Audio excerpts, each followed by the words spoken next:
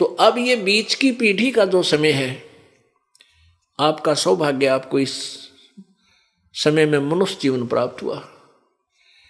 इस परमात्मा के पाने के लिए किसी विशेष जाति या मजहब की आवश्यकता नहीं, और ये नहीं समझना कि ज्यादा पैसे वाले ही पार होते हैं, धनवान या उच्च जाति वाले नहीं। परमेश्वर कबीर जी ने ये भ्रमणा दूर करने के लिए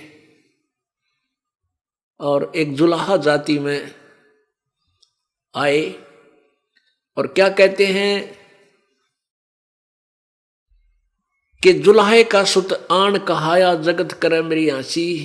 ओए होए, कि मैं जुलाहे का बेटा कहलाया, यहां आकर के दुनिया मेरी मजाक उड़ाती है कि ये धानक है, कबीर है, जुलाहा है। इसलिए आए थे परमात्मा के उसमें छुआछात चरम सीमा पर थी। ब्राह्मण लोग कहते थे प्रभु की भक्ति करने का अधिकार, सदग्रंथों को पढ़ने का अधिकार केवल उच्च जाति वाले को ही होता है, और वो ब्राह्मण है। बाकी तीन वर्ण अपना अपना कार्य करते रहो। तो पुण्यात्माओं, परमात्मा ये बताना चाहते थे कबीर जी के परमेश्वर मेरे पाने के लिए, परमात्मा पाने के लिए मेरे की तरह, जैसे मैं गरीब हूं, क्योंकि प्रतिदिन जितना कपड़ा बुनते थे उसकी जो बुनाई आती थी उससे अपना गुजारा करते लीला कर रहे थे। परमात्मा ने, कबीर जी ने ये लीला की थी एक बिल्कुल गरीब व्यक्ति की, और अपना काम करते करते भक्ति करके ये रिहर्सल करके दिखाई थी। एक उदाहरण पेश किया था कि मेरे से गरीब तो कोई हो भी नहीं सकता, और मैंने भगवान पाया, यानी सह शरीर गए परमात्मा।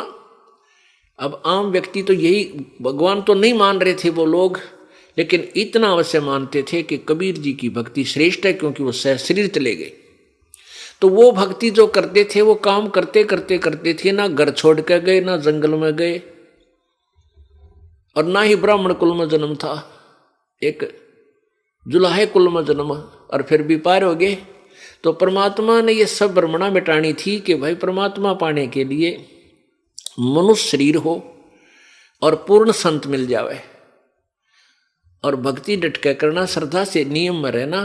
कोई भी जाति हो, किसी मजहब का हो, गरीब हो चाहे अमीर, रंक हो चाहे राजा, मर्यादा में रहकर सारे पार हो सकते हैं।